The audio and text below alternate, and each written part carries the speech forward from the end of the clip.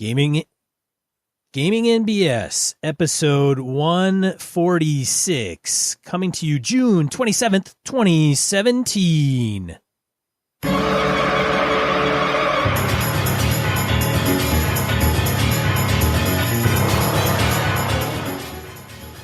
Welcome to Gaming NBS, a tabletop RPG podcast. I'm one of your hosts, Sean. And I'm Brett. Welcome to the show. Welcome back, folks. Sean, that was a neat little intro there. You even named the day, the year. That's kind of neat. We don't normally do that. Well, I think it's something long overdue because our episodes are obviously not evergreen, which means we refer to things. Our wisdom is for the ages. I don't see how that could. Our wisdom, maybe, but we talk a lot of things that have dates to them, like that's a good Kickstarters and events. And then we say, hey, we're going to be at Origins. And somebody in 2 years from now is going to go, dude, I'm at Origins. Where's Brett? Yeah, good point. So we don't really express the date very often. It might be a good way, though, to dodge the people who can't stand us. I'm going to Origins, you're going to punch that fucker right in the face. And I don't show up. We could run them around on wild goose chases. That's true. Exactly. That's a tactic. Anyway, here we are. Here we are indeed.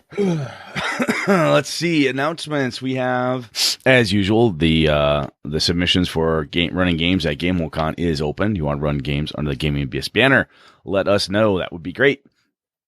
I got both of mine in. My stuff is running on Friday. I have a Wraith game and a Avalon Streets of Avalon game.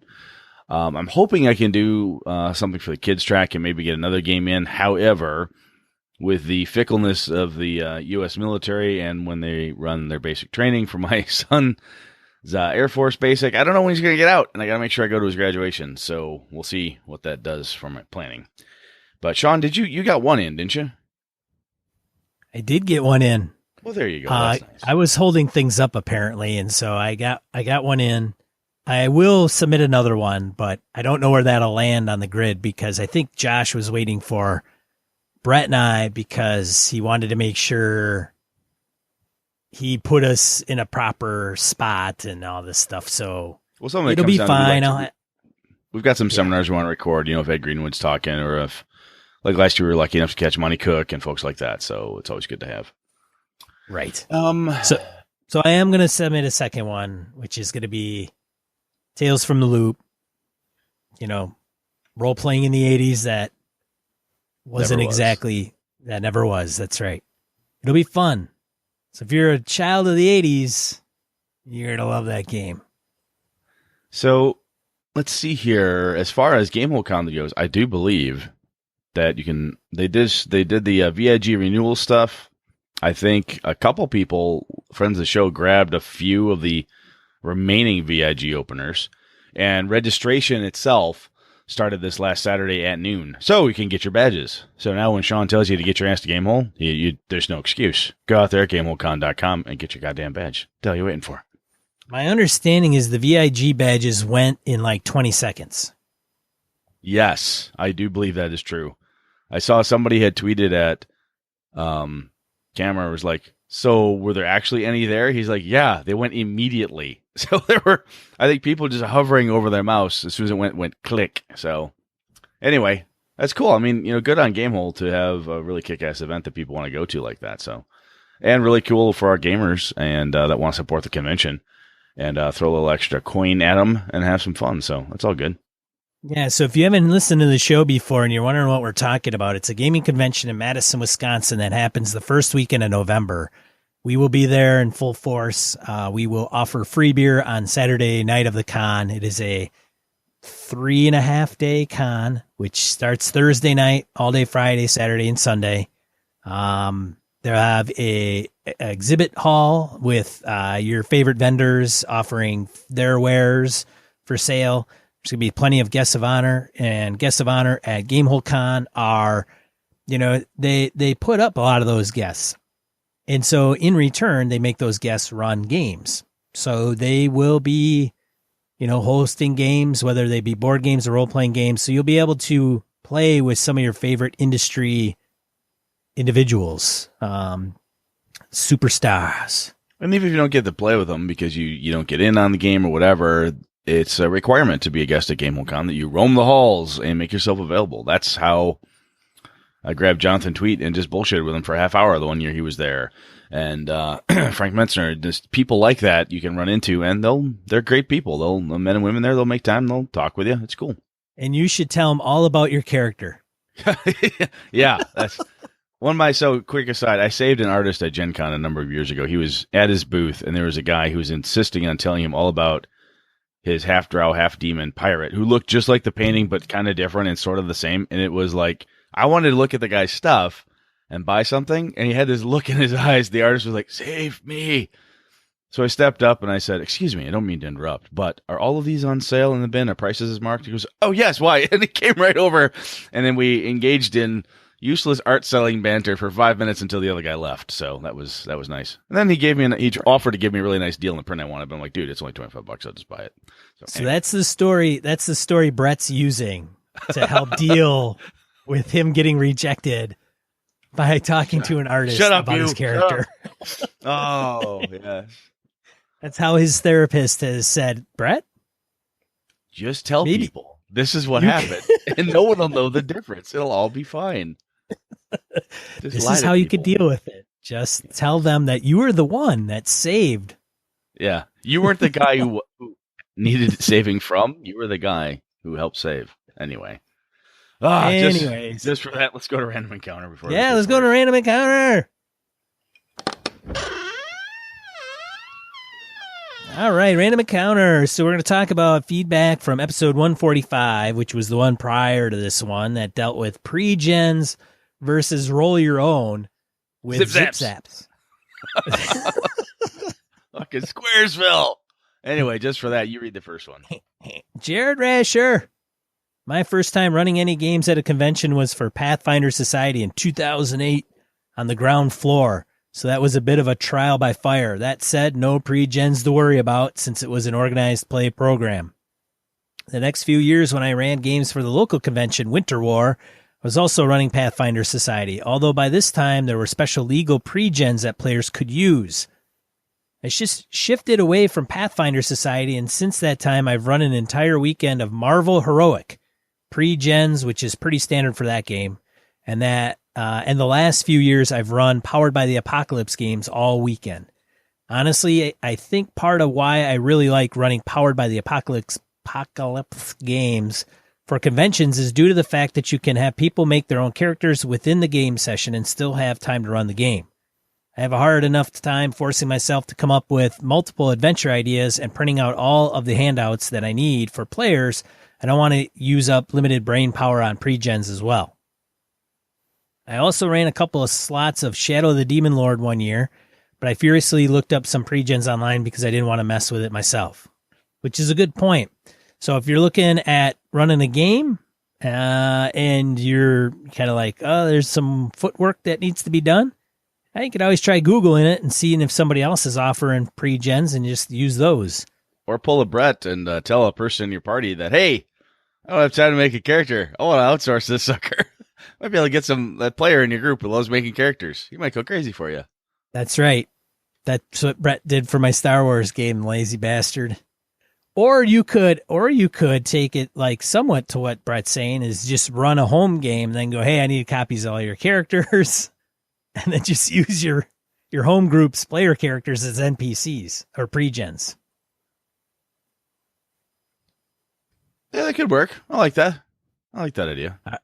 I also ran a couple. Oh, okay. I have run one shots of 5th edition D&D and Fate at the FLGS and had the players make their own characters. But in those cases, I usually had a more nebulous time slot than I do at a convention. 5, maybe 6 hours where nobody was using tables, so we could afford to blow 2 hours and get lunch before the official start time.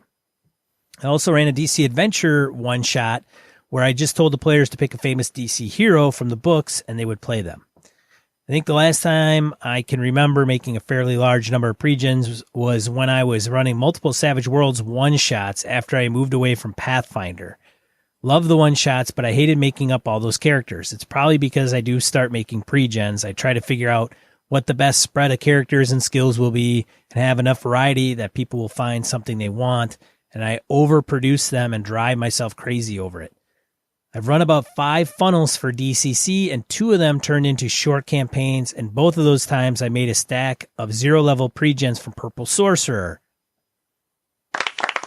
And if you, go to John Marr's Purple Sorcerer, I think, is it purplesorcerer.com or purplesorcerergames.com? But Google it. It's a great resource. He's, given us PDFs we've given out for contests, and certainly give him some love. Continuing on. Sorry, I had to just plug that. I think that it feels different for DCC to use something someone else made for you just because the assumed standard character creation is supposed to be completely random anyway. You customize your character by figuring out which of your level zeros you actually like and role-playing the rest of them as being amazingly brave for their lack of skills. So, yeah, no, that's one thing we didn't mention, Brett, is, just mentioned, flew right out of my head, but it was something that Jared mentioned or alluded to, which was what? For frickin' Pete's sake, it was the where did he go? He tweaked my brain when he said something. I think pre-gens creation. When I was multiple Savage Worlds one shots, loved blah blah blah, hated making all the characters. And one thing you could also do is, I have Hero Lab. Yes. And Hero Lab is pretty slick. It does cost some money, and it also depends on how many different mods you buy. So Hero Lab software you can get. It runs on Mac and Windows, PC. But, if you get a generator, you can just make up characters. It's relatively quick. It keeps track of the points and has all the rules and the feats and the hindrances. And depending on what system you're using, they do have some that you can buy. Can get pretty pricey if you're starting to buy multiple systems and multiple add-ons. Like Pathfinder, they've got the entire Pathfinder catalog in there. And you can add all the rules from every book that they ever put out.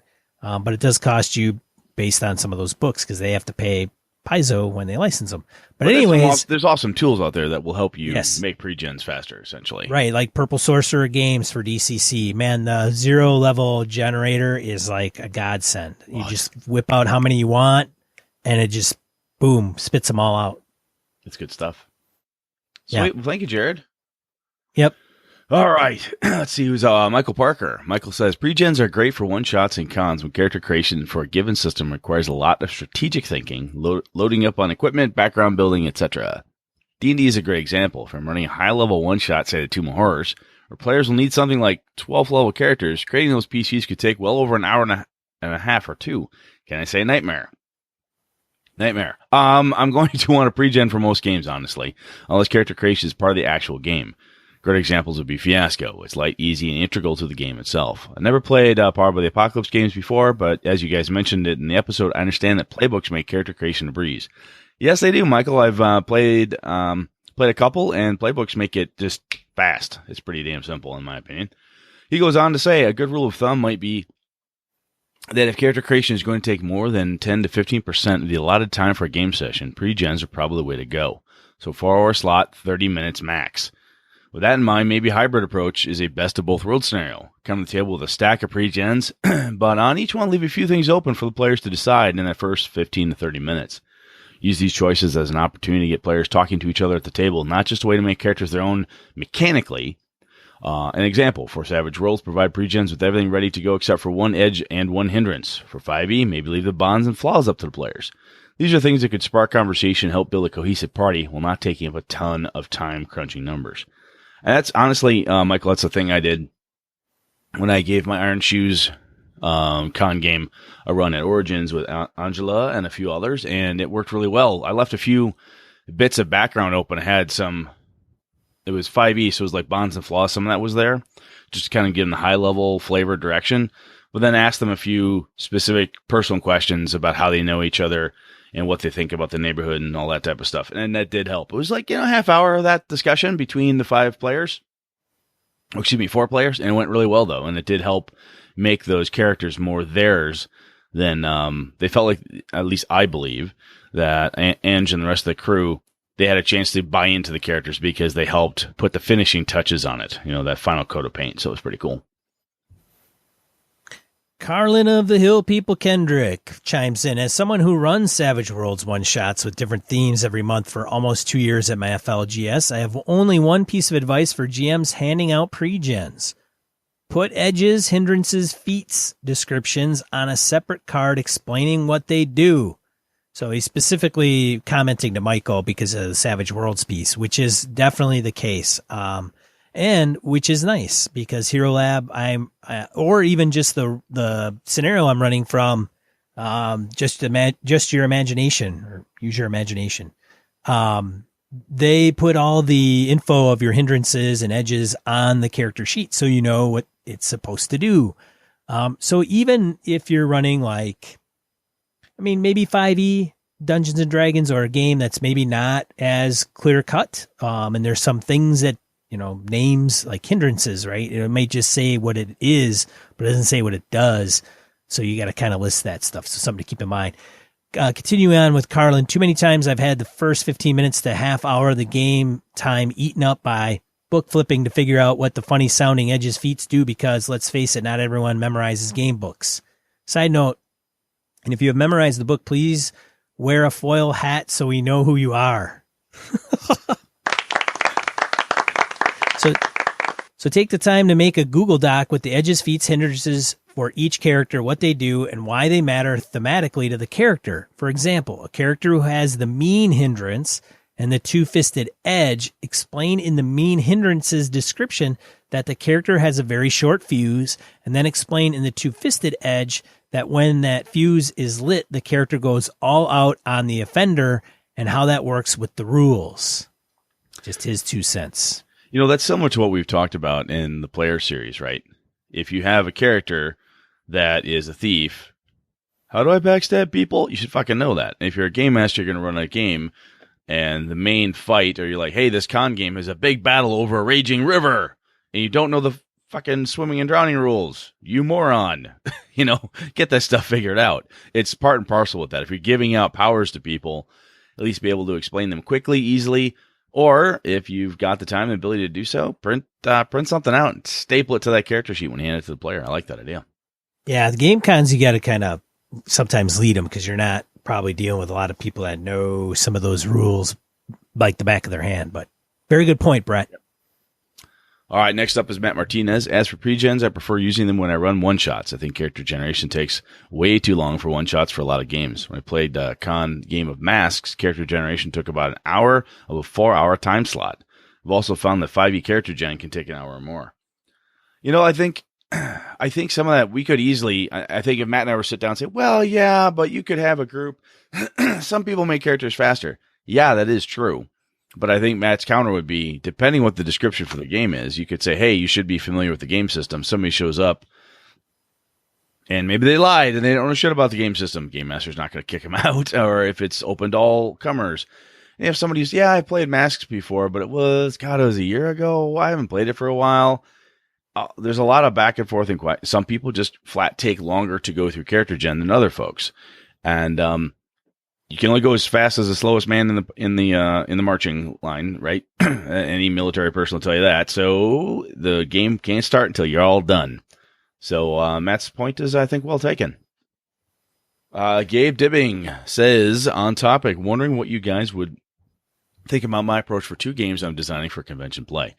One game uses the esoteric Yggdrasil system, and the other the brand new and fairly crunchy Modifius 2D20 Conan system. Thinking about it, I decided that a major aspect of any game is the choices one makes at the very beginning while creating a character. Part of how one performs in an adventure is contingent on character build, and relying on GM build depends too much on how the GM believes the game challenges should be overcome. But I anticipate and agree with everyone that, at the convention table, full character creation can be onerous and time-consuming. My solution is simplification. Not to get into the nitty-gritty here, but I simplify character creation by handing players a range of numbers to plug into slots. I'm also consequently simplifying gameplay by limiting skill options and trimming away feats and other little mechanics. My aim is for just about everything that a player needs to know to both play and build their characters to be in the character sheets I hand them. I feel this might be an acceptable compromise. I think many people sign up for a game because they want to try out the system, having never played before. This would give them a feel of how character creation works in the system, which not only is essential to the full game experience, but also is a natural introduction to the system itself. But I also intend to minimize the cruncher aspects, the quote-unquote add-ons to a core game mechanics, if you will, to more effectively empower players during gameplay. Swords and Wizardry Light provides a good example of what I have in mind. You know, Gabe, I think that's if that's working, I think that's a really good idea, right? And what I think you need to do is you can tell people, like, look, we're building characters. I don't necessarily I'm playing a stripped-down version of Modiphius's 2D20 or a stripped-down version of Yggdrasil. You don't have to say that. You could just say, look, these are the things that fit. In some way, telling the players, your crew, like, look, ladies and gentlemen, here's how we're going to do it. And these are the ones that fit. I've trimmed away all the things that don't fit this environment for this particular adventure. Off you go. And that does definitely help, because instead of throwing the nightmare stack of, Rift's books in front of them and saying, hey, pick something, that can take far too long. So helping to guide them by providing a box from the plan, all the plastic dinosaurs in the box, it's up to them to decide which ones they want. I like that idea. That's pretty cool. Stefan Dragonspawn. Hello, you sexy BSers.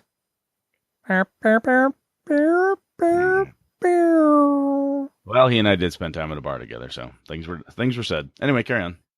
First off, I want to say how much I enjoyed spending some time with you, Brett, and talking nerdy to each other. Well, there you go.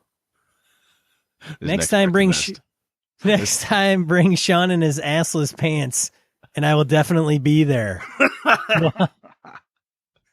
Oh, that's awesome. Do it! Yeah, man. Now I know how to get Stefan Dragonspawn to GameholeCon. There you go.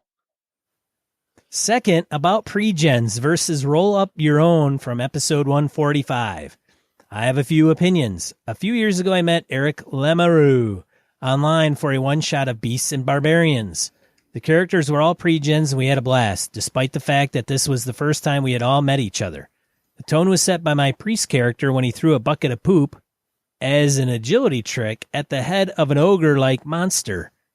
Things went quickly wonky, but great fun was had by all.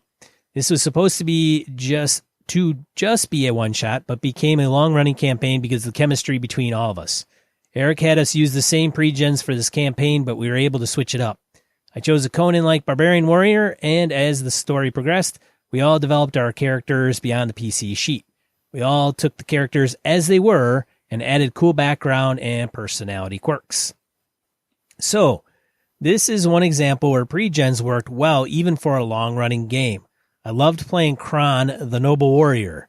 Eric often remarked how just when he thought he knew my character, I would do something that made his discover new facets of Kron. I guess having a character already written up kind of forced me to think more about the personality and look beyond the stats. Maybe that would not have happened if I had rolled up my own character. Who knows? Lastly, congrats on another great episode. Don't roll your zip zaps too tightly, and conversely, make sure your chaps are strapped on tight. Well, that's true. You don't want your chaps to fall off. No, you don't. Because, they're covering so much. It's just, it's uncomfortable. That too. P.S. Would it be possible for you to pimp out my good friend Jamie Pearson's podcast, The RPG Brewery? Jeez, this guy. He freaking gets Jamie to recruit Brett to be a goddamn guest on there. Now he wants me to announce the show again? Yeah, we shouldn't do that. Oh, wait. Damn it. We already have. Oh, you tricky Dragonspawn, you. Jeez, that guy. Go ahead. It's which is a big weekly show. He records and broadcasts live on every other Tuesday. Thanks in advance. Yours without wax, Stefan Dragonspawn. Oh, that guy's a fucking riot, man. He was a blast to hang out with. Both he and Eric Lamoureux. They were really cool. But I'll tell you, Theo, Jamie does a really good job with an interview. It's an interview type of format. He's had Ken Hite, me, clearly. On equals right there. No, I'm kidding. He's had some pretty good guests on there. So check it out. Go through it. Jamie's podcast is a lot of fun. He was a hoot to hang out with. So he's a good guy. And if nothing else, he deserves a listen. See what you think. He's good people. Yeah, Jamie was on. He was on a different podcast before that one, I think. Yes, he was. He mentioned it to me, and I cannot remember. It was a Savage. It was a Savage Worlds podcast. I can't remember the name of it. Yes, it's one. Yeah, I think the one Eric is on now, actually. Yes, could be. Could well be. Yeah. All right. Well, thank you, Stefan. And we'll move on to Michael Drescher. He emailed us and said, "Hey guys, been a while since I wrote in. However, I think I've gotten something discussion worthy. Story to game balance. A weekly fake core game set in a dystopian underground bunker owned by corporations. They saved a large swath of people from the nuclear end of days. More importantly, as the acting government, they steal citizens and run experiments on them, which is where our PCs come in. The group began with no skills or abilities to represent their amnesia. As they tried to do things, they'd fill in their skills from the top rating down. The idea being their best skill would be, of course, the first thing that they try as their memories slowly come back. The group is being hunted by the corporations, being pushed around by a supposed resistance effort, and threatened by the Thieves Guild of the city-state. There's much political intrigue, deception, and alliances. Naturally, this leads to an oppressive environment designed to emulate the atmosphere of being lost, confused, and dystopia. All that said, when does confused players stop being a good story-setting emulation and start being a drag on players' good time? Do you pull the plug on the mysteries and intrigue? It's a tempestuous world with many faces. I'd love to hear your thoughts. Stay awesome. Thanks. Oh, that's a good one, Michael. You know, we've talked a little bit about kind of mystery, intrigue, horror, and so forth, but this is an interesting concept of when confusion and frustration on the player's part can be fun for a while, but if it wears thin, what do you do? How do you either keep it fresh and so forth? So, Sean, I think I'm going to throw this in the hopper. Get to the hopper. Do you have any initial thoughts on it? Initial thoughts, I would say you got to not drag the unknown out too long. I think you got to, at some point, start spoon feeding the party a lot of the details.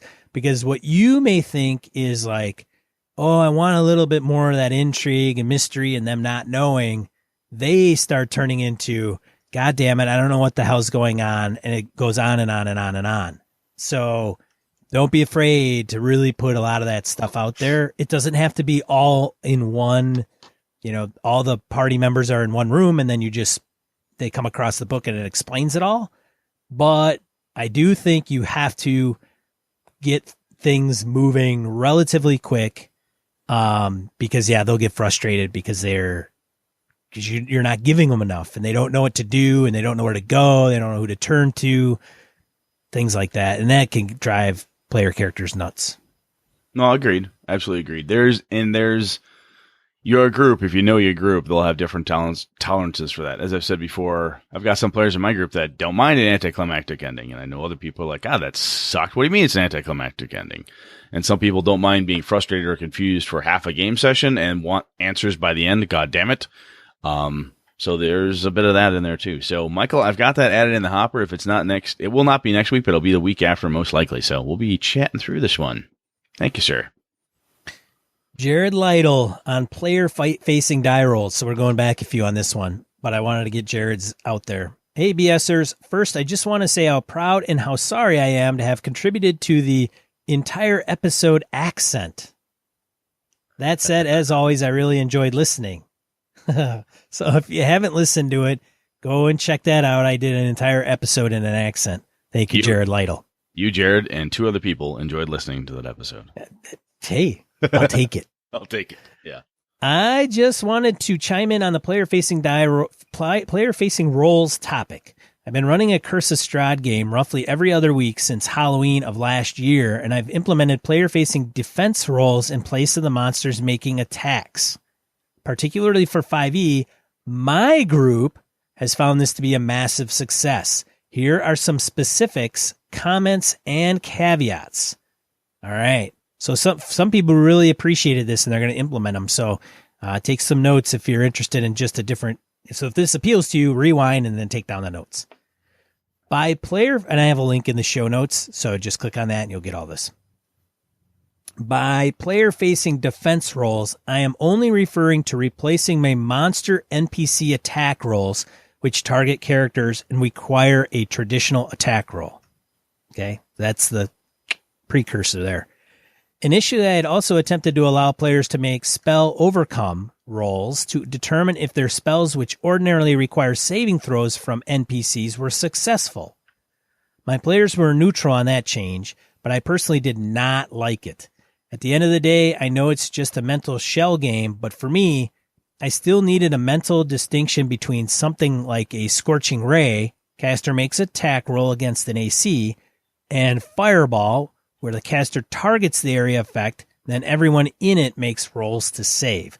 It's equal parts logistical. I find it weird to have a caster roll a spell overcome roll against every target, which implies the caster's skill or effectiveness is impacting their ability for the spell to take effect.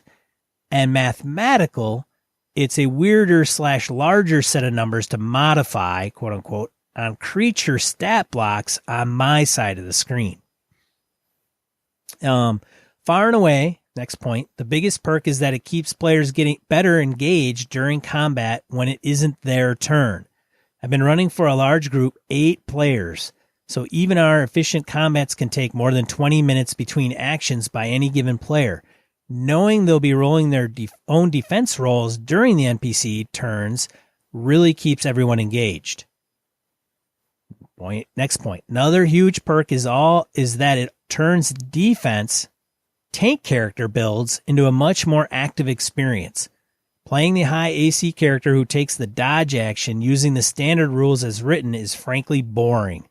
Using player-facing die rolls, all of a sudden you get to roll every time a beastie attacks you, and if you dodged, you get to roll with advantage. It feels fun for the players. Next point, efficiency is also a benefit. I'm not scrambling for dice. I had one combat where I had 15 wolves attack the PCs. I split up the attacks and I could just go around the table and say, all of you, make 2 defense rolls. You, 3, make 3. Your target number is 16. That was way faster resolution. Next point, using the average monster damage on attacks is what really lets you reap the full benefit of this efficiency, but some people might not love that. Some players think it feels sterile, so it could be an opportunity for the DM to roll damage, but they only have to do it on the attacks that hit. So just a heads up, the Unearthed Arcana has the math wrong. Per that article, it says that the way to do it is to have the PC subtract 10 from their armor class to find their defense bonus, then to add 11 to the monster to hit modifier to determine the defense DC. This isn't right. DMs would need to add 12 instead of 11 to the monster to hits, if you'll permit a little boring explanation. The reason WotC says to add 11 to the monster to hit bonus is, in theory, to account for the fact that the average roll on a D20 is 10.5. Attackers, therefore, are designed to get an extra 0.5 edge when making attacks. So by switching the D20 to the player side, you have to make a full +1 shift. Ooh, boy. However, what that logic fails to consider is the aggressor wins ties component of attacks. In order to keep the math the same, you actually need to add 12. This accounts for both the D20 average to 10.5 and the switch to having the defender roll. Here's the math for an example. Assume a monster with a +4 to hit against the character with a 15 armor class. With traditional attacker rolls, this monster would hit 50% of the time, right? Which is on a 11 or higher on a D20 roll. Using defense rolls, as WotC suggests, the player would be rolling with +5 against a DC of 15, which would mean they actually only get hit 45% of the time. Player-facing defense rolls are not a panacea, but my group has certainly found them very rewarding. I encourage you to at least give it a try. Side note, I've tried loads of other house rules, and this was the best one to stick. I've done some other things with how to use inspiration. I've done using dice instead of static proficiency bonus, etc. Without a doubt, this was the resounding favorite. I'm happy to share more on my other experience if people care to read it. Wow. Yeah, it's good stuff. And so if you didn't catch every minutia, I will link in the show notes. I believe his post is public, and you'll just be able to go on Google Plus and actually read that in its entirety, which really sounds pretty freaking cool. Yeah, it's really neat. I like it. I suck at math, but it appears well thought out, and even with my English and philosophy background, it sounds like the math works. So, fuck, it might be worth a try, man. Yeah, I like it. Thank you, everybody, for writing in this week. We certainly appreciate it. Definitely good stuff to chew on. Let's get into the main topic.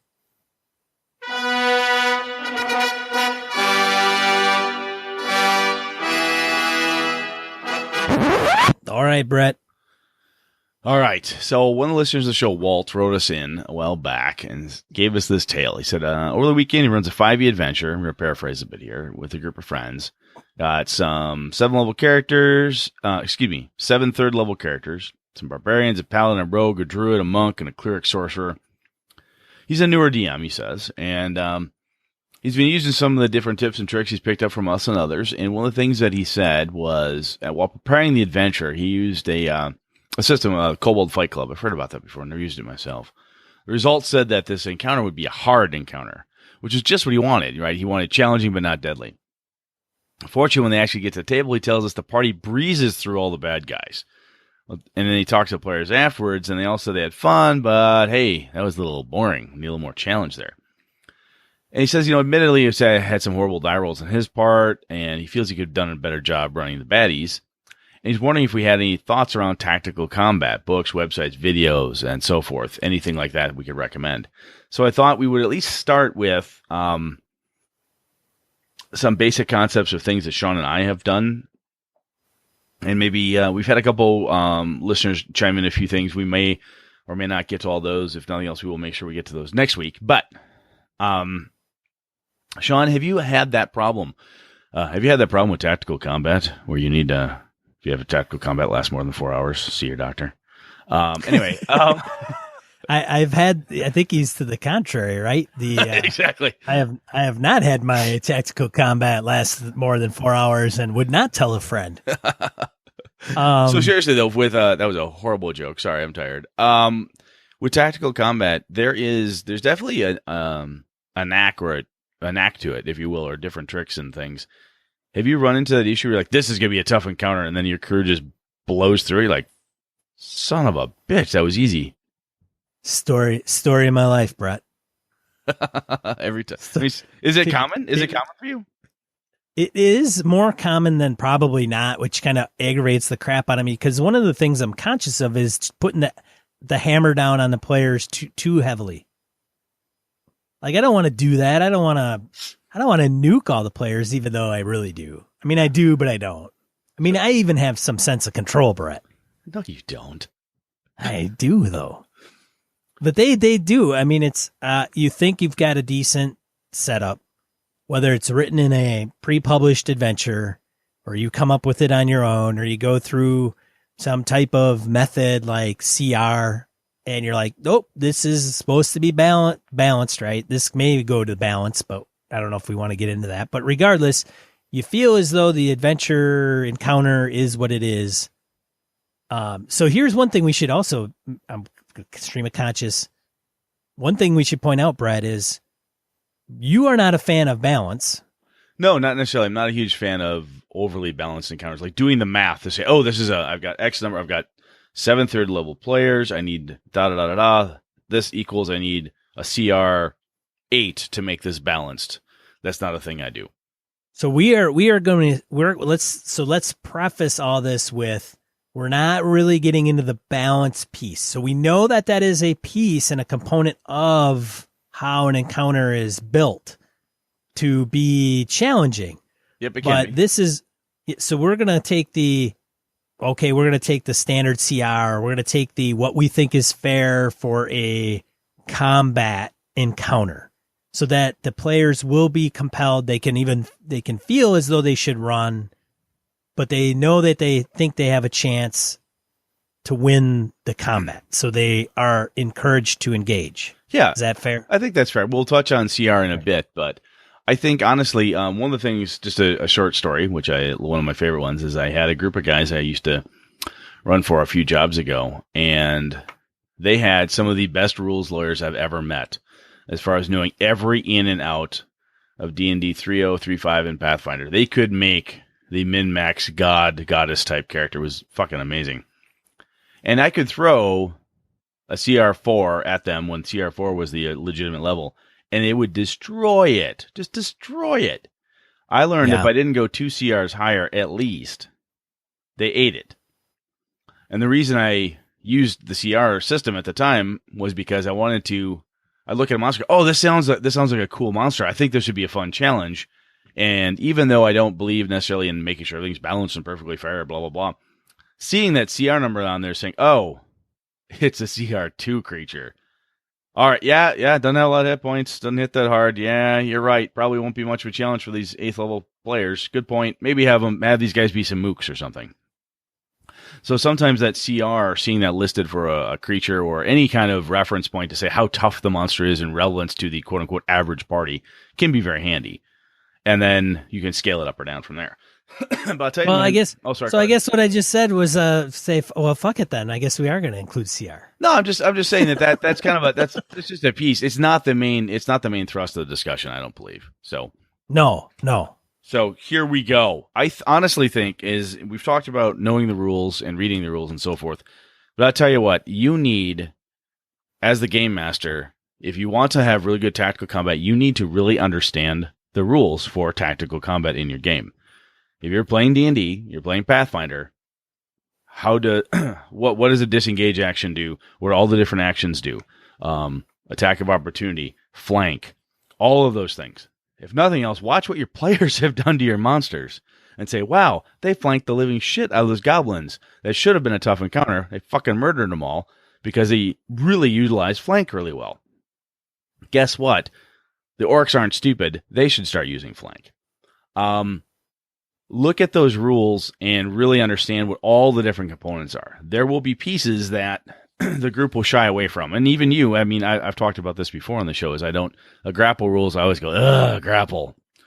But it might be worth a look. What are the group tactics? What are swarming tactics? It doesn't come up often, perhaps in your game. Look for those rules for combat and figure out how they function and how you would utilize them. Another good story I have is I had a player of mine made an NPC. He was going to play in a game designed to be the leader of this band of gnolls who's going to fight the players. And he made a guy who was like this gnoll barbarian who could sunder the living shit out of everything. He had the sunder feature, basically breaking weapons, breaking shields, and breaking armor. And he did that specifically because he said, this guy is just a big bruiser who smashes the living shit out of everything. I've never, for whatever reason, as a game master, ever used sunder. Duh. So he sundered the shit out of the player characters. Magic swords are breaking, armor's getting rended, and I'm like, wow, talk about a fucking equalizer. Holy crap, that's a nasty thing. Know those rules and understand what all those components do. Then you can utilize them better in combat. And I honestly believe when you watch your players, what's good for the goose is good for the gander, as they say. And if your players are flanking the living crap out of them, surprise attacking everybody, they're utilizing reach weapons. Hey, I've got a long spear. That means I've got a 10-foot reach and it takes them 5 feet to get in. I got an extra move, blah, blah, blah. Whatever those tactical components are that the players are using, those are absolutely 100% available for you and all the bad guys. Sean, what are you thinking? True story, man. Yeah. Do you do that? Do you utilize the same? I mean, from your playing experience, when you game master, do you use the same type of combat things? Like if you flank is a big deal. Do you go for flanks and stuff? Yeah, I do, but many times I'm up against players or a player that knows the rules and the tactical pieces better than I do, which is fine. But it's just something to be aware of. So if you have that imbalance in your group, inevitably it is going to tilt towards the player that knows those things. So Brett's right. You gotta know those. You gotta know those details. or you have to be able to just have a group that is open to you making rulings, rather than really to the T, right? If you know them like the back of your hand, that's great. But if you get neener guy at the table that's going to manipulate the crap, and they may be legit, right? They are playing within the boundaries of the rules. That's another thing. So I think what I am trying to say and what I'm trying to articulate is that if you are playing a tactical game, you're going to have to expect to either be tactical minded in your own competency, or expect a player to trump you. And if a player trumps you, they may hand you your ass when it has to do with that encounter and that NPC. Now, and as long as they're playing within the boundaries of the rules and they love that stuff, then that's why they probably excel at it. And if that's not your bag and that's going to be a problem for you, then you're going to be on two different playing fields. Oh, absolutely. Absolutely. I think if you have, the other thing now is when we talk about the rules, like, hey, these are the tactical rules. And I'm picking on Pathfinder because it's the one I'm most familiar with. For very tactical, I have 5-foot reach. I've got 15-foot reach. I've got this movement. I got this feat bucket of stuff I can do, and these extra features and free actions and all this other crap. Knowing all those stuff, it's a lot to know. And one of the advantages that the players have is there's 4 to 5 of them, possibly, or maybe more, or even if there's fewer, there's at least 2 on 1 in most cases. They get to put their heads together, and you have just you. So, if you are doing this, one thing to do is when you build your bad guys, if you have a band of orcs or hobgoblins or even a lich or whatever it is, sort out what the main types of attack, what's cool about this bad guy. In this case I mentioned with the Gnoll, this Gnoll sunders the crap out of the PCs. He goes after the guy with the biggest weapon, the coolest magic thing, and goes to break that shit so they can't use it. There is nothing more that will piss off your player characters than you get a master sunderer. Oh, yeah. And all they do is start breaking all their shit. Yeah. But you fucking get pissed off. Well, and I learned it when I watched my players start doing it. I'm like, wow, that's pretty fucking handy. You just sundered this blade off this Death Knight. All right, then, motherfucker, here's what's coming. So, and finding out what the swarm tactics are and having, a mob of 15 goblins take down that 10th level paladin, that's pretty satisfying. Grappling rules and those type of things. But where I'm getting at is, if you have a bad guy, your group has specialized people. They have the wizard, the cleric, and so on. Your orcs, your plebeians like that, you've got these little bitty people, or these basic, they're nothing that tough. Or even the ogres, yeah, they're big, whatever. Put an orc shaman in there with some healing powers. If there is any magical loot that the bad guys have, especially monsters, and any intelligent humanoid or any intelligent monster, if they can use it, they're going to fucking use it. If there's a ring of regeneration in that pile, yeah, guess who's wearing that? The Goblin Lord. Hey, there's a +2 battle axe. The Hobgoblin's got that. There's a wand of fireballs. Yeah, the NPC mage has that, right? So the other thing I found is that if the players are the ones who have, in your combats, most of the magic, tech, powers, etc., even a sci-fi game, a modern game, if the players are the ones with all the fully automatic weapons, the best body armor, all the hand grenades, the Browning 50 cals mounted on Humvees, if the players have all that stuff and your encounters tend to be, thin-skinned, insurgents with AK-47s, you might want to step that up a bit. Throw a couple RPGs in there, add some other heavier weaponry and so forth. You can level that playing field, right? If the players, the CR concept basically says, hey, all things being equal, this is about right. Well, sometimes the players have shit that isn't quite equal, which again is one of the reasons why I'm not a big fan of balance. But don't be afraid to load your bad guys down with an average or maybe even a fair amount of stuff. You have, there are horns in various different versions of D&D. You blow them and it will summon warriors. Or you've got magical healing and all these things. Give some of that cool shit to the bad guys, and watch them use it. And that will, in my opinion, my tactical combat, it changes the entire footing.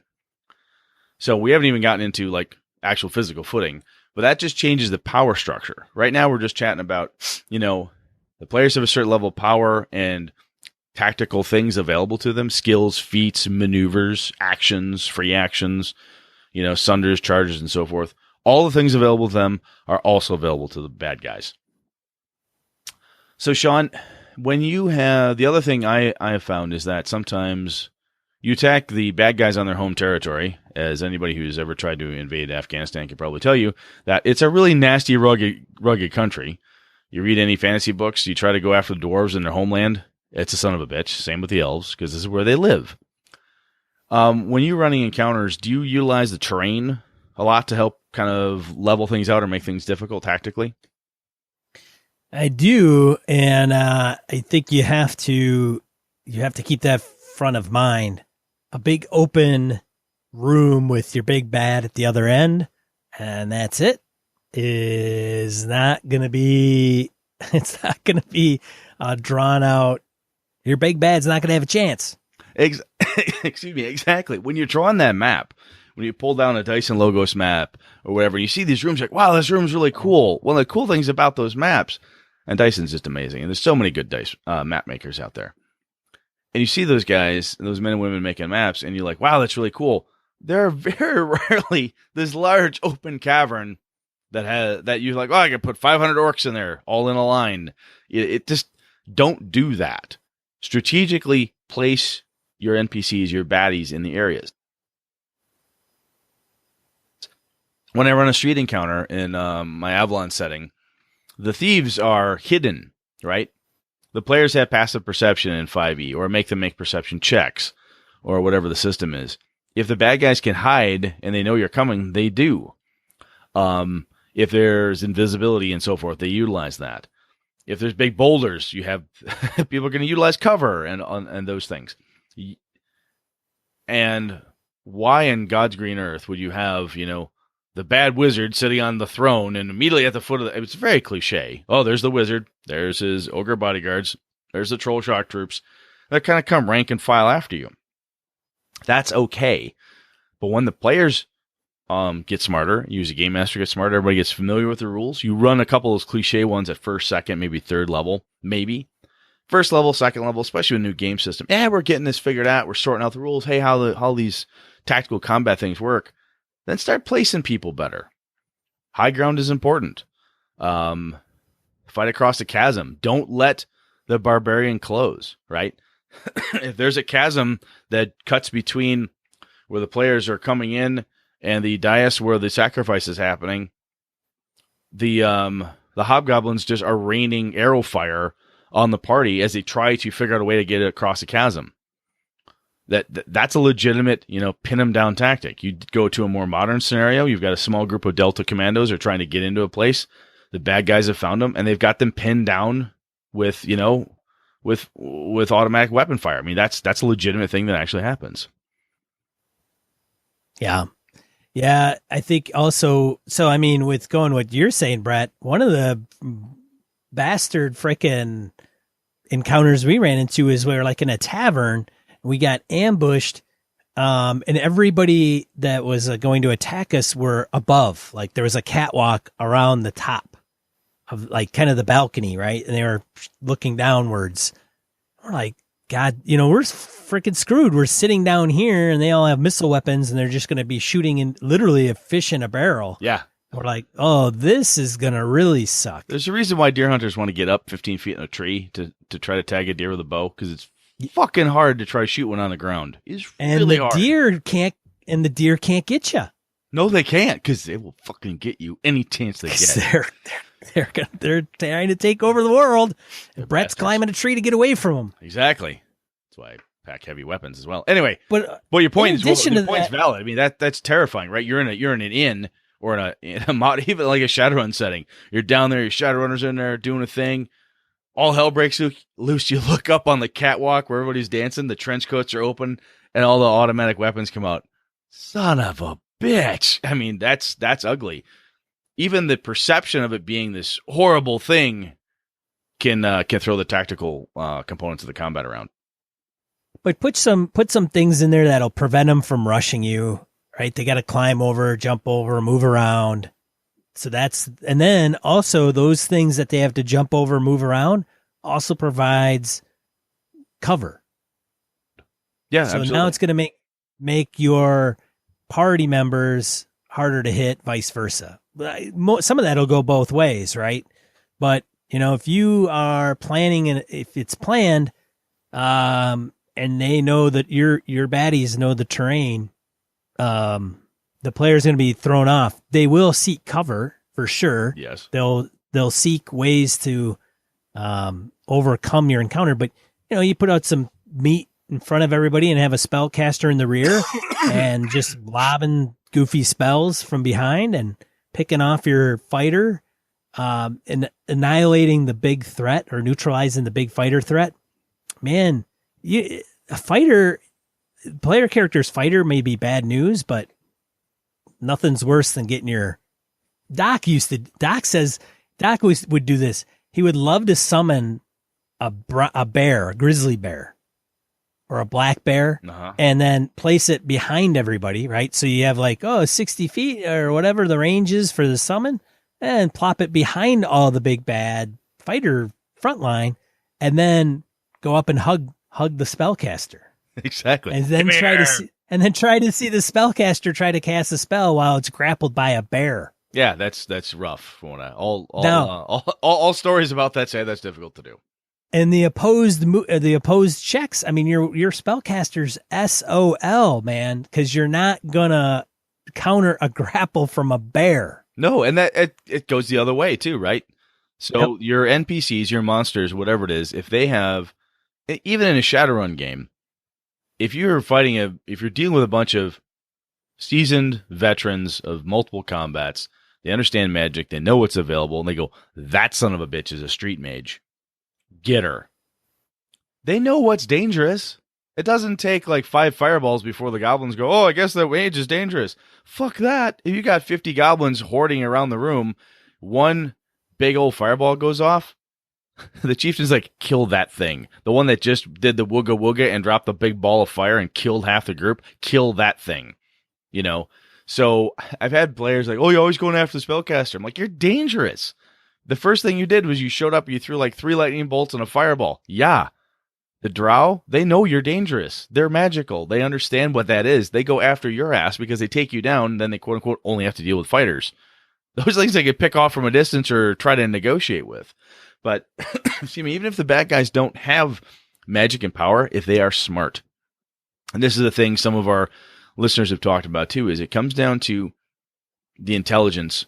And even if it's just animal-like cunning, badgers, wolverines, animals don't always just charge right in. They growl, they snarl, they back off, they look for ways to get away.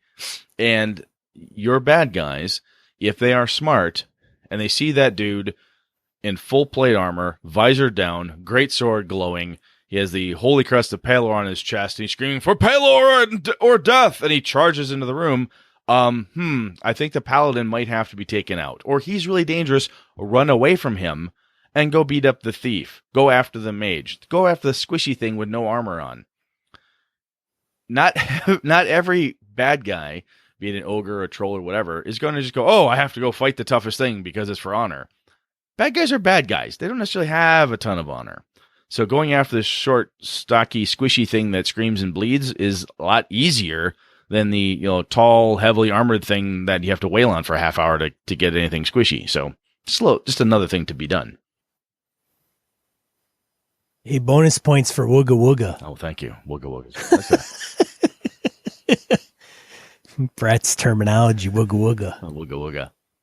Last week it was Zip Zaps. This week it's Wooga Wooga. Zip Zaps and Wooga Wooga. That's what it all comes down to, kids. But it sounds now, to Walt's question, how do I do this? I'll tell you, man, a lot of it comes with practice. And it is difficult to come up with this stuff on the fly. Like, oh yeah, I'm going to throw, fuck you, I drop a tree on you. Oh, the goblin hacks down one of the large trees, or they start the forest on fire because that will do something. Or the bad guys start shooting bullets at all the lights to make the room dark, so you all have to fight in pitch dark. these things only being able to do it ad hoc and so on just comes with practice. And as much as I don't always take notes and like hardcore write down all my prep for an encounter, if you've got a really cool encounter, if you've done the work, Walt, that you talked about here, like, hey, I want to see what this combat's going to look like, don't be afraid to then sit down and say, what would these guys do? What would these NPCs do if things go bad? Even something as simple as, fuck it, they run away. Talking about things that will drive players nuts is when the bad guys flee with a bunch of loot, and they're just sacks of experience points for some players. Big bloody sacks of experience points and loot, and that bloody sack of experience point and loot just ran off and fled. You can't get it. It either runs so far away you can't find it, down a hole, or you gotta chase the little bugger. That's just flat annoying. And again, it's a tactic, a tactical thing to not have to stand and fight to the death. Make yourself a little bullet point list saying, here's some things I think might be fun in this room. Keep the players across the ravine. Use cover. Even those type of statements, the simple thing says use cover, attack the wizard, stay away from the fighter. Or use if you're playing a D&D game, as we tend to use as a reference point for many things, use the racial hatreds that are out there. Orcs hate dwarves and elves. If there's an elf in the party, have the orcs just go fucking nuts and try to murder the elf. Because that's just what they care about. They see a pointy-eared thing, they want to kill it. Kobolds go after the gnome. Oh, wow. Yeah, they hate you. They have a racial, long-standing hatred against you. If you have, in a sci-fi game or whatever, you can have different, people from Alpha Centauri don't like people from Earth. They don't like people from wherever. That's a thing that can be done. But anyway, the point is note card it down. It doesn't have to be long. If this happens, then this, then this, then this. It doesn't have to be a big 2-page write-up, but just simple bullet points of use cover, keep the players pinned down, rake them with automatic gunfire while the street wizard prepares a spell. Keep those little notes on the side. And even if it's a blanket set of those that can be handy, you can pin it to your GM screen where you say, hey, use cover, high ground, benefits of terrain, grapple, sunder. Having those words and phrases in an easily referenceable thing ticks your brain. You go, oh yeah, I'm going to go break that bastard's sword because of, the bad guys have had enough. So the ogre lumbers up and smashes his blade or whatever. That's just one way that I've seen other players do it, or seen other game masters do it. And I used to do that myself. It's just bullet point lists of like things that would kick in my brain saying, oh yeah, this was a thing I thought would be cool to do in any fight. Make sense, Sean? Yeah. Does make sense. So how do you keep yourself? No, that's kind of my 25 cents or 50 cent piece there on this stuff. So when you want to make your combats more, your tactical stuff cooler, do you do a bullet point list? Do you just rely on your experience or what the situation holds? What drives you? What drives you, man? And I'll know the creature's abilities and powers and some of those traits. So, if they're just hacker, fighter, plebes, then, it's pretty straightforward. They have weapons and they have attack, but if they have a special ability, then you got to know that. You want to use it. Spellcasters, you're going to want to know what spells they have and which ones you can cast before the party enters the room. So, if somebody always questions you, like, why is all your wizards and spellcasters always prepared before we get into the room? Well, I don't know. Make a perception check on your end, GM, and see if they've heard the party coming. And if it's around to, cast mage armor, I'm sure they can cast that before the party enters the room. So when the party does get into the combat, wow, you've got mage armor already cast. So I think it's more knowing who the players are in the combat from the GM side and what they can do or what they can't do. So if I knew that they can do X and Y, or they've got, this one can heal, great. Or everybody has a healing potion, good to know. So if they start getting below half, I'm going to have them chug a potion or whatever. So it's just knowing what is at my disposal when it comes to NPCs. I'll tell you, I had one time where I believed I understood how a mind flayer would tear somebody's brain out of their skull, and I misread the rule because I didn't check it beforehand. I'm like, it's not that hard to do. Yeah, I fucked it up, and I should have torn out Beta's character's brain like 4 rounds in. But he ended up living because I fucked it up.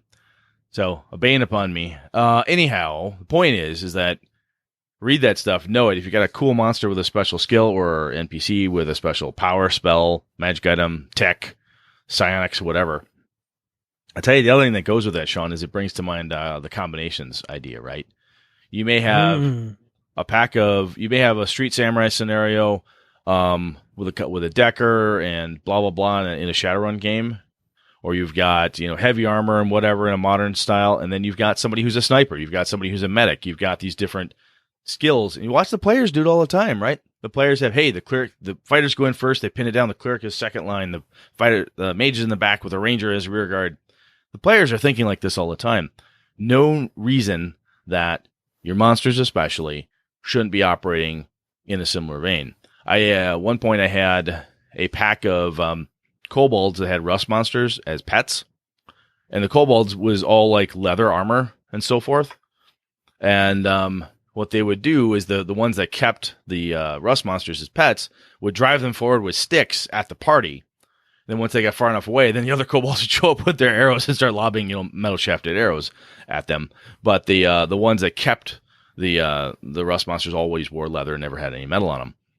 However, that was a tactic they devised of saying, hey, if these suckers go out there and take the armor off these guys, they become soft, squishy things that scream and bleed, which is really nice to have when you're a kobold anyway. So don't be afraid. Those combination components too. If the ogre is there, how would an ogre that works for hobgoblins, how would they pair up? How would they team up to be the most effective fighting force you can get to in a tactical scenario? That's another thing to think through. And again, in your bullet point list saying, when ogre's fighting, the shaman is constantly buffing the ogre. Why not? He's got a tank. Hey, bull strength, cat's grace. I just keep nailing that. And next thing you know, you got a super ogre. Oh, enlarge. Why not? Shit. It gets worse and worse. And those are things, again, how do they combo up? So some initial thoughts around this. Sean, you got anything else, man? No, but I will end this by saying it's good to have these encounters and think of everything we just said, as well as what we'll have, like people like Blake will chime in and Crim Fan. We'll read those on the next random encounter as a follow-up to the show. But don't do this for every single encounter you ever throw at your player characters, because then it gets to be a little bit too much. You're going to have combat encounters where you want them to walk through the stuff. That's fine. It's okay. It's not a big deal. Or that they're going to go up against creatures that don't have the cool tactics that a big mastermind would have, right? I mean, you might have a pack of wolves. Yeah, they may surround you and kind of do that pack of attack type of approach, but does every creature that you're going to throw at them know what flank does and have those kind of goofy tactics? Yeah, the green slime and the yellow mold don't usually pair up as a massive killing team in the dungeon. That doesn't exactly happen. Right. So some of your tactics may even be before the big bad, right? So you're wearing them down going through the dungeon, and so when they do get to your big bad and they haven't rested and they're not all 100%, that may also come into play when they attack your NPCs and run into your counter. So also on the flip side, if you've got a great encounter and it's a CR 10, for example, and you've got a CR, 5 party, or, an average party level of 5, 5th level, maybe your 10th level CR NPCs aren't 100% because maybe they've been worn down. Yep. So that's a cool thing, because the party may freak, but they don't know your baddies are like halfway down in hit points. Yeah, the giant's blind in one eye, can't see out of the other. The other one has horrible indigestion. I mean, there's ways to tweak it and make it easier. But I think you make a very good point, Sean. It is a good piece to kind of walk out of this section on, is that don't do this every time. That way lies madness. You will go fucking insane trying to maximize every combat into a, Patton versus Rommel tactical battle of wits. You don't have to do that. Some combats are throwaways, and that's fine. Sometimes the throwaway combat turns crazy because of a lucky die roll or something. but that's fine. But these big ones, or the more impressive ones, when you've got a combination of stuff, you put some time into designing it. These are some thoughts that we've got around it. But otherwise, you're right, Sean. You don't want to do it every time. You'll go crazy. Yeah. Thanks, Walt, for bringing it up. Thanks, everybody who's chimed in and will be chiming in. We appreciate it. Let's get into die roll. Let's do it. All right. Brett's got a few. I've got one and a couple from listeners. Brett, go ahead. So the first one up is the Yellow King role-playing game, Robin D. Law's latest role-playing game. Yellow King or King in Yellow? The Yellow King. It is the Yellow King. The Yellow King. Oh. If you look up the King in Yellow, you will not find it. You look up the Yellow King role-playing game, you will find it. Okay. It's already funded. They had, we got 1,108 backers. Yeah. There was a almost a $30,000 goal, and they're almost at 115K. So, I like this. I love the King in Yellow, and like my Cthulhu Mythos, I like Robin Laws and all this stuff. So yeah, I put some money in there. We'll see what happens. I know a few other gamers of mine did too, so we'll see. Should be good stuff. Anyway, link in the show notes. Check it out if you are at all interested. The other piece I have is a bit of sad news. Stuart Vike, co-creator of the White Wolf, Vampire the Masquerade, and so forth. I remember seeing Stuart's name all over everything when I was getting that game. He died very, very recently, very young. I think he was like 49. The one story I read, he had a light fencing workout with some friends and then dropped over dead. Has a wife and a couple, and at least I think like a 3-year-old daughter or something. It's very, very sad. Guys like Matt Forbeck and Ken Hite were like, "Oh my, I know this guy. I've hung out with him. We're friends. Very, very sudden, which is just sad. So that sucks. Condolences to Stuart's family and fans. I mean, it's just sad when that type of thing happens. Far too young. The last piece I have on a slightly happier note is we were talking about Purple Sorcerer before, and I want to call this out because these guys are awesome. I love their tools. They had a free tools pledge drive. I think it's still going on. Pledge drive for 2017. Basically, they do all these free tools, and it does take them some time and effort to get things going. So they've got a little where you could just throw them a couple coins, a few bucks here and there, and just help them keep things rolling.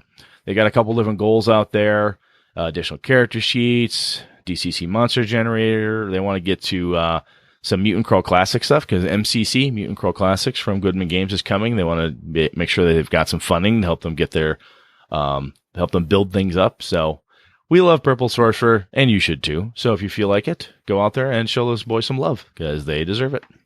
And I think they is John Marr. Yeah. Well, people write people write adventures for them, right? So people write adventures under their banner and so forth. And yeah, I mean, John is like the guy. I don't doubt that he probably gets help somewhere. But regardless, Purple Sorcerer is just, they're great. They, i.e. John. John, we love you, babe. Good work, good stuff. And if you can help support John and the Purple Sorcerer, go for it. Over to you. So, Damn the Man, Save the Music Kickstarter, a role-playing game about music, growing up, and dreaming big in a world that wants to make you small. 23 days to go after this show drops on the 27th of 2017. Thanks, Evan Rowland, for letting us know. Check that out if you're interested. The Graveyards of Lovecraft Country, a preview, which is a project by Brett Kramer, which is interesting. You have to check this out when you click on the link in the show notes. What he's doing is actually looking at Lovecraftian locations and doing more backgrounds about them, is my understanding. It's a guide to the various cemeteries, graveyards, and burial grounds of Lovecraft Country. Markham's Christchurch Cemetery to the Meeting House burying grounds in Dunwich, and every boneyard in between. That's pretty cool. And because of the support that he has been given from the community and things of that nature, I don't believe it's RPG based. I don't know if Brett's in the RPG realm if he plays, but I think it's just his probably a literature, probably a Lovecraft fan more than anything. But what I was going to say is that he's provided like a free sample of like one of the books he's writing, I think. Yeah, there's a preview. There's a preview for the project. It's about 5 pages of documentation, a little bit of a cover there, but a 6-page PDF you can get and sort through. I was just looking at it now and again before the show. It looks kind of interesting. That's good stuff. Yeah. Matt Snow lets us know about Transport Canada recalling 2017 models of AT-ATs or AT-ATs. So apparently the official Transport Canada is recalling AT-ATs from the Imperial Star Wars Navy, which is something pretty interesting. So you may want to check that out if you happen to own a 2017 model AT-AT. Walker. Well, they've had a problem with hydraulics for years on that model. I just can't believe they didn't change it out after the issues of 2016. Yeah, and I always thought it was the motivator, but apparently it's probably the hydraulics. I don't know. It's hydraulics, clearly. Yeah. Jim Fitzpatrick has an article on Medium on how to put those punk-ass adventurers in their place, which is to further help out Walt. And so Jim wrote this article because we were talking about Walt wrote in, and then Jim wrote the article, and now we're doing the podcast. So Jim is actually ahead of the game, and he wrote it on Medium about some of the things that you will want to do, which is great to read and take to heart on helping you create some harder combat encounters. Hey, punk-ass adventures, put them in their place. What's wrong with all that? Nothing, I say. That's right. Hey, we love you punk-ass adventurers because we know that everybody that listens to us is not all GMing. So we love and we jab. Hey, if it weren't for the punk-ass adventurers, we'd have nothing to do. We wouldn't. You're going to sit around GM like yourself. Sure was someone would come go through this cool dungeon and maybe these great tactical encounters. Only had some punk-ass adventurers. Oh, wait, there's a lot of prep going on if you don't have any players. Very true.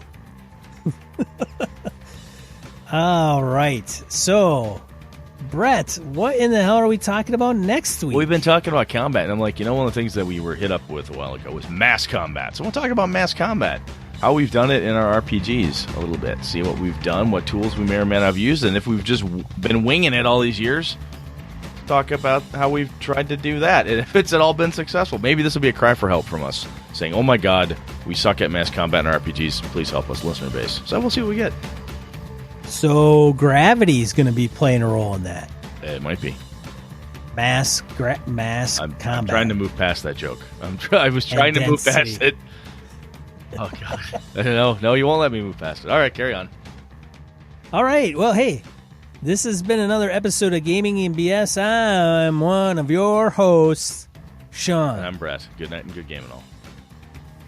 This show brought to you with the help from the following patrons: Christian Sexy Voice Serrano, Kevin Lovecraft, Joe Swick, Brett's Biggest Fan, Jeff Rademacher, Forrest Aguirre, Mark Anthony Benedetti, Eric Jeppesen, Andy Hall, Sean Nicholson, Tim Jensen, Knights of the Night Crew, Palladian, Jason Blaylock, Remy Bilodeau, Jason Hobbs, Wayne Humfleet, James Carpio, Not Caprio, Pure Mongrel, Lord Tentacle, Corey Johnston, Eric Tankar, Brandon Barnes, Mark Tasaka, Tim Shorts, Dan LaValle, C.W. Mellencap, Craig Huber, Eli Kurtz, The Lost Sailor, Graham Miner, Todd McGowan, Roger Braslett, Misdirected Mark Productions, Old School DM, Jason, Christopher Gray, Finn Ulf, Ray Otis, Merkel Froelich, Eileen Barnes, Tony Sugarloaf Baker, Todd Crapper, Michael Parker, Jim Fitzpatrick, Michael Drescher, With Static, Alexander Auerbach, Rodrigo Beowulf, Neil Benson, Ron Blessing, Evan Harrison Cass, Chris Steele, Eric the Hoffman, Jared Rasher, Stefan Dragonspawn, and Soldiers of Misfortune RPG. For the cost of a coffee shop coffee, you could support the entire show for an entire month. Head over to gamingnbs.com/Patreon. That's Patreon. Thank you, patrons. Thank you, listeners. This has been a Litterbox Studio production.